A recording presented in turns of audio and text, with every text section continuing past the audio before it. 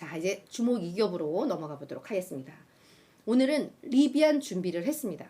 최근에 이제 전기차 회사들 이야기가 자꾸 또 나오기 시작해요, 많이요. 그리고 제가 지난주에 봤던 외신 중에 우리가 1분기 때 가장 뜨거웠던 핵심 테마가 뭐였죠? AI였잖아요.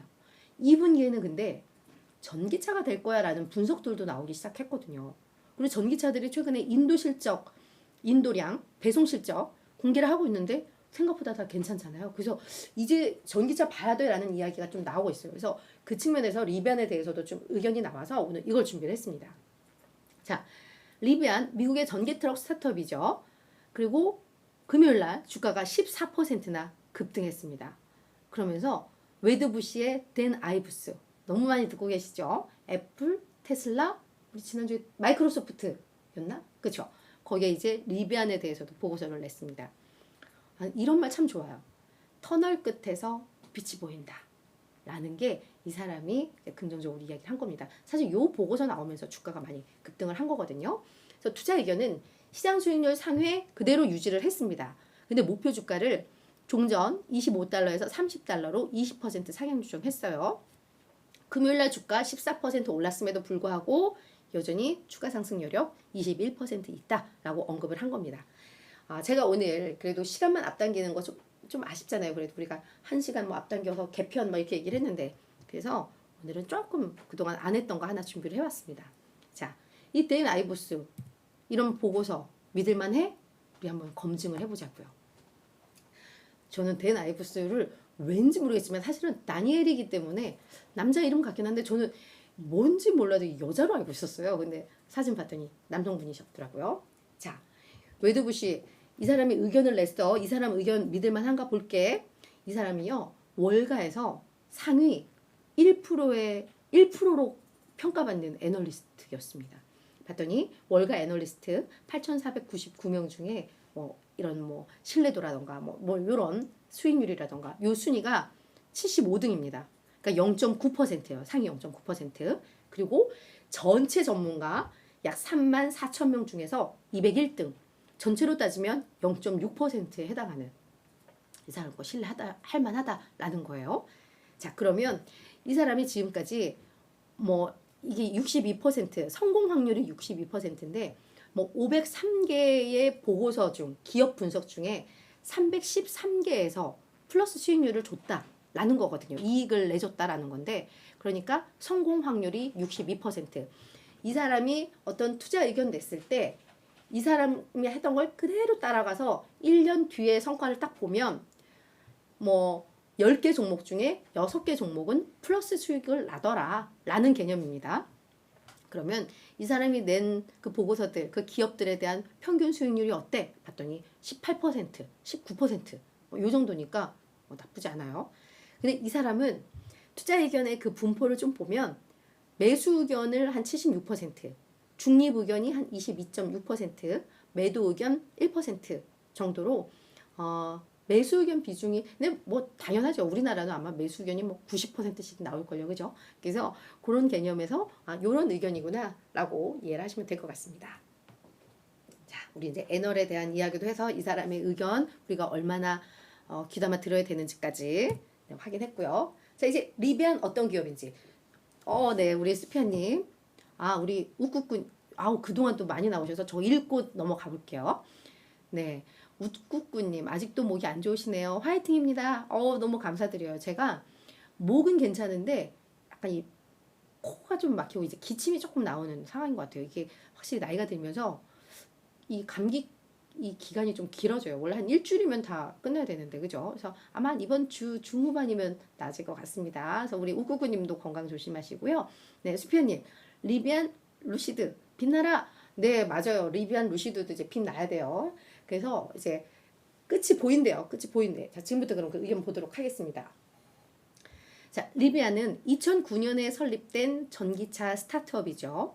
지금 이들이 차량 찍어내는 건 R1 플랫폼을 기반으로 해서 전기 픽업 트럭 R1T와 SUV R1S 요 두 개가 그냥 핵심 모델입니다. 픽업 트럭이라고 한다면 그 뒤에 적재함 적재함에 뚜껑이 없는 거, 그걸 이제 픽업 트럭이라 한다고 해요. 우리나라는 이게 뭐 인기 모델이 아닌데 미국에서는 이게 가장 핵심적인 인기 모델이죠. 그리고 여기에 플러스 아마존에만 독점적으로 제공을 했던 아마존향 배달용 밴, 요거는 RCV, 요렇게 차를 지금 만들고 있습니다. 여기에 플러스 차량 액세서리들도 만들고 있는데요. 뭐 캠프용 매트, 옥상 텐트, 뭐 캠프용 스피커, 뭐 주방용품 이런 것들도 만들고 차량 관리와 관련된 구독 서비스도 네, 또 제공을 하고 있는 그런 기업입니다. 자, 스타트업이라고 한다면 매출이 언제 시작해서 언제부터 이게 성장 궤도에 올라, 그게 이제 핵심이잖아요.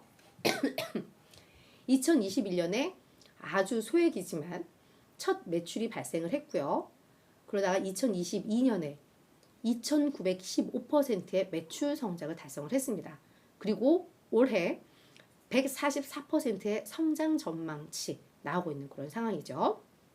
그리고 주요 이슈 중에 하나가 지금까지 얘들의 매출 기반은 R1 플랫폼을 기반으로 한 픽업 트럭과 SUV인데 R2 플랫폼, 이건 이제 보급형 모델로 알려져 있어요. 조금 더 가격을 낮춘 거, 조금 더 대중화를 위한 건데 R2 플랫폼 언제 나와? 이건데 이게 당초 계획보다 아마 1년인가 늦춰지면서 니들 그때까지 버틸 돈 있어? 이게 한참 또 이슈였던 적이 있었잖아요.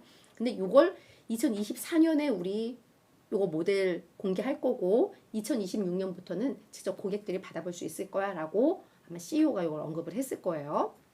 그래서 뭐 요 SUV 요걸 아마 이게 이렇게 뭘 덮어놓고서는 아마 그 딱 저희가 모양만 이렇게 볼 수 있게 요걸 했었는데 그때 아마 평이 나쁘진 않았던 걸로 기억을 합니다. 자, 그리고 리비안의 주요 주주는 아마존닷컴입니다. 아마존닷컴이 17%의 지분 갖고 있고 원래 포드도 뭐 요 안에 들어갔던 주요 주주인데 포드는 뭐 계속 지분 찌급찌급 팔다가 올 초에 왕창 팔아서 지금은 그냥 조금 갖고 있죠. 그래서 처음에 아마존도 요 리비안에서 손 떼는 거 아니야? 우려가 좀 있었는데 그거는 잠시 뒤에 다시 설명을 할게요. 그리고 아마존닷컴 외에 뭐 글로벌 오릭스라던가 뱅가드 등 기관 투자자 지분이 또 30%에 달합니다. 자, 앞서 이제 이야기했던 아마존이 또 손 떼는 거 아니야? 요 우려에 대해서 말씀을 좀 드리도록 할 텐데 지금 아마존은 최대 주주이자 협력 관계에 있어요. 파트너십 관계에 있는데 리비안과 아마존이 2030년까지 아마존의 요 배달용 밴을 10만 대 독점적으로 공급하기로 계약을 했었습니다.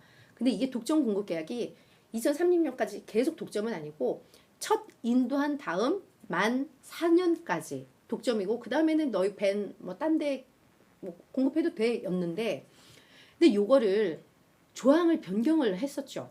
그래서 이게 아마 오래 있었어요. 그래서 야 아마존도 그러면은 손 떼려고 준비하는 거 아니야? 라고 이야기를 했었는데 그 당시에 두 회사 모두 아니 그게 아니라 리비안이 만든 밴, 뭐 우리 아마존도 봤지만 얘들 열심히 이제는 생산 목표치 잡고 그러려면 밴에 대해서도 많이 생산해서 많이 팔아야 되는데 아마존에만 자꾸 이게 독점 공급 계약 때문에 이 성장에 발목이 잡히는 것 같아. 그래서 그래라고 해명을 했었죠. 근데 이제 그게 맞는 것 같아요. 자, 왜냐하면 배송용 전기밴, 그 지금 아마존양 요게 이제 유럽판로를 개척했다라는 소식이 전해지고 있는데요. 이게 뭐냐면 아마존이 미국에도 있고 독일, 유럽에도 있을 거잖아요. 근데 독일 아마존의 전기밴 300대를 배송을 시작했다라는 이야기가 또 전해졌었거든요. 그래서 요게 최근의 주요 이슈인데 그 얘기는 아마존이 지금까지 그 미국에서만 요 밴을 받아서 썼었는데 미국 외 지역에 이 배송밴 요거를 가져간 건 이번이 첫 사례라고 합니다. 그런 점에 있어서 리비안의 입장에서는 유로팔로를 개척을 하게 된 거다.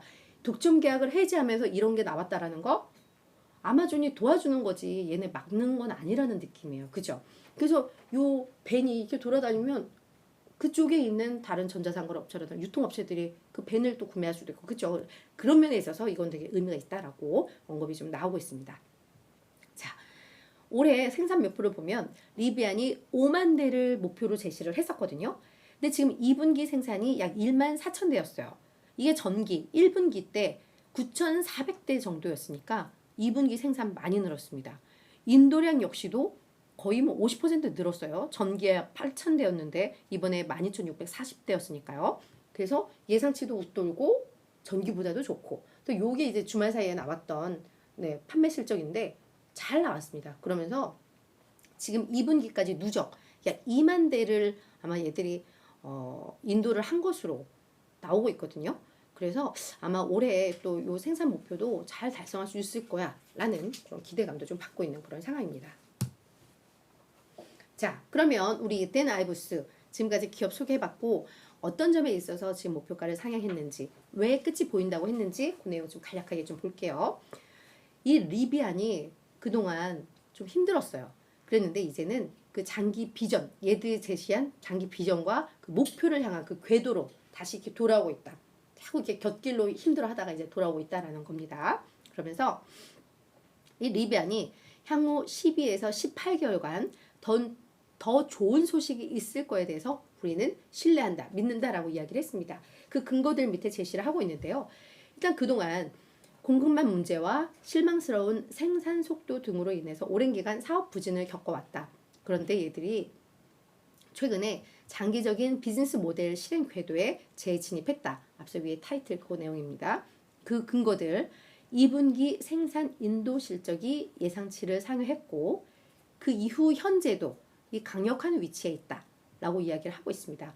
그러면서 고유한 이들의 리비안의 전기 모델 라인업에 대한 견고한 수요를 확인할 수 있었다라고 언급을 했습니다.